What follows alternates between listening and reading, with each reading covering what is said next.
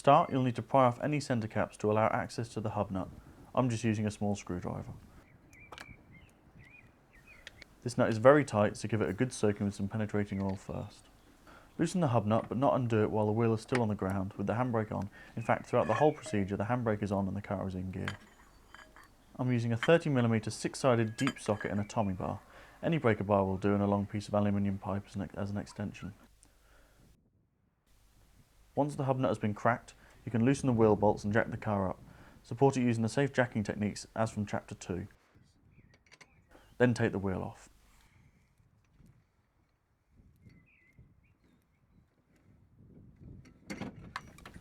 With the wheel off, take the opportunity to soak each nut you're going to be taking off with some penetrating oil.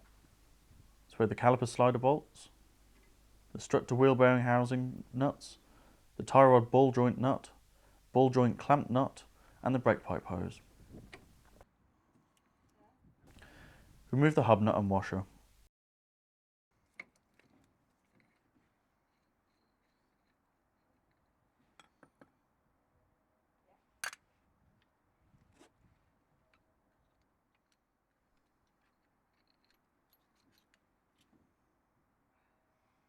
The 19mm tie rod ball joint nut,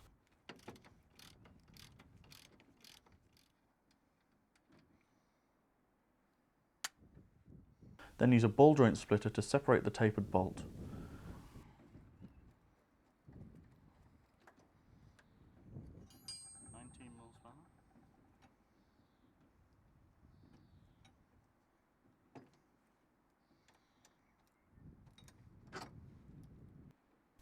Clean any dirt off the brake pipe to caliper.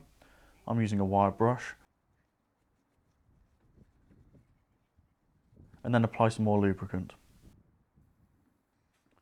You want to loosen the brake hose at the caliper side using a 13mm brake pipe spanner or crow's foot socket as seen here to minimise the rounding of the head and the bolt.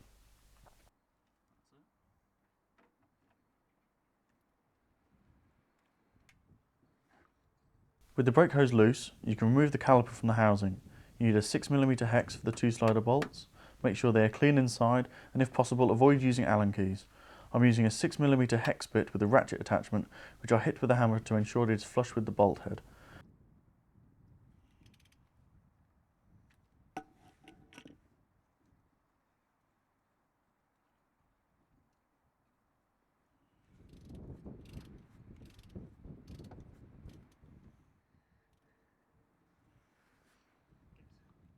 Remove the 2 bolts, then lift the caliper out of the way and support it without straining the brake hose.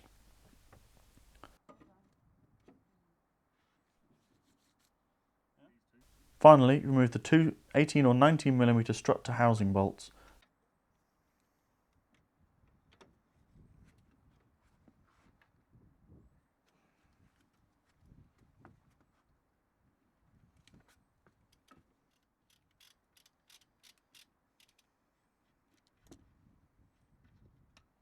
With these removed, the housing can be lifted or prized carefully off the ball joint and slid off the drive shaft. The drive shaft may be tight.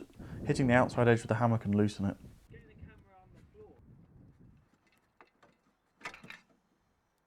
Here you can inspect the ball joint, the tie rod ball joint and drive shaft mating faces for wear.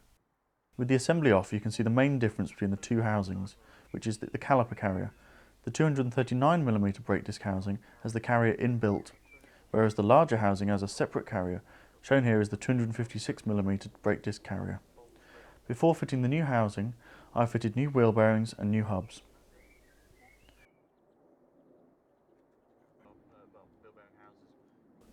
Refitting is simply the reverse of the removal.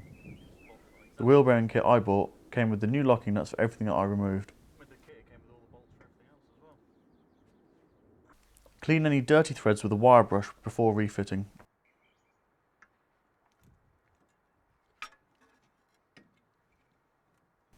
Then tap the ball joint into the housing gently and fit the nut.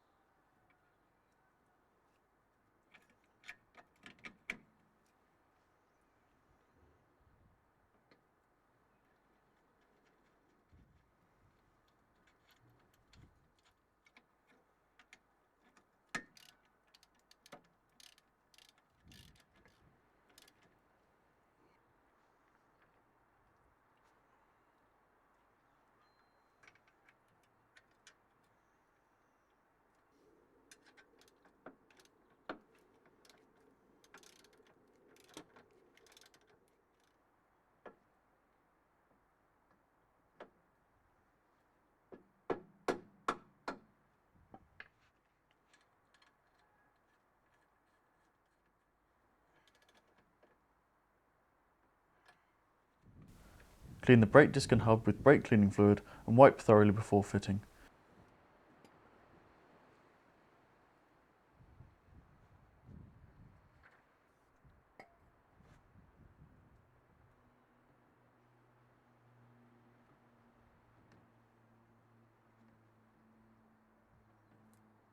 Make sure the hub is also clear of grit and dirt. Then secure the disc to the hub with a new countersunk screw.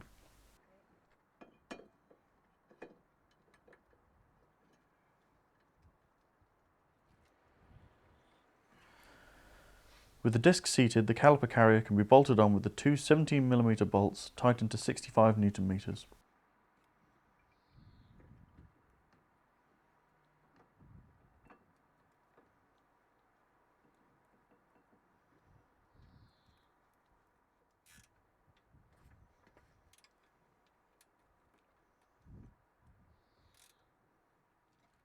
The new brake caliper is now ready to go on, so remove the old one by spinning it off the brake hose. Be careful not to allow any dirt or moisture enter the brake hose or the caliper at this point, and be careful not to strain the brake hose.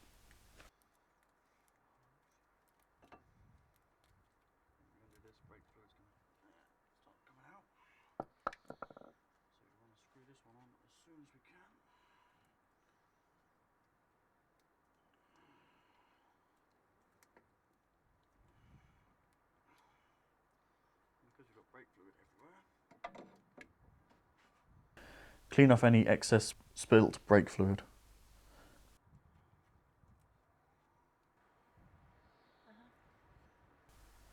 Fit the brake pads to the caliper carriers, ensuring the metal parts face outwards.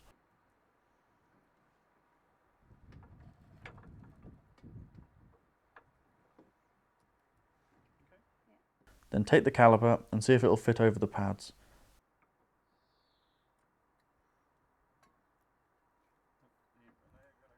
My piston was too far out and would not fit, so I take a G-clamp inside the piston and you can push the piston in to give you more room.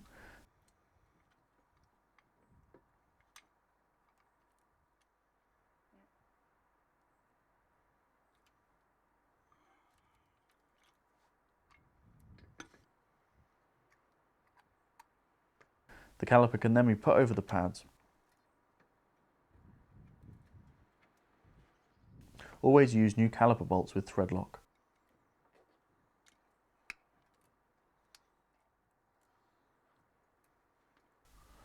Use a 15mm spanner to hold the sliders and a 13mm spanner or socket to tighten the bolt to 25 Nm.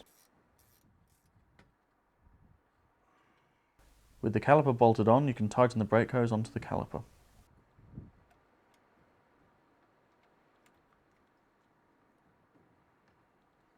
The hub washer and nut can now be replaced.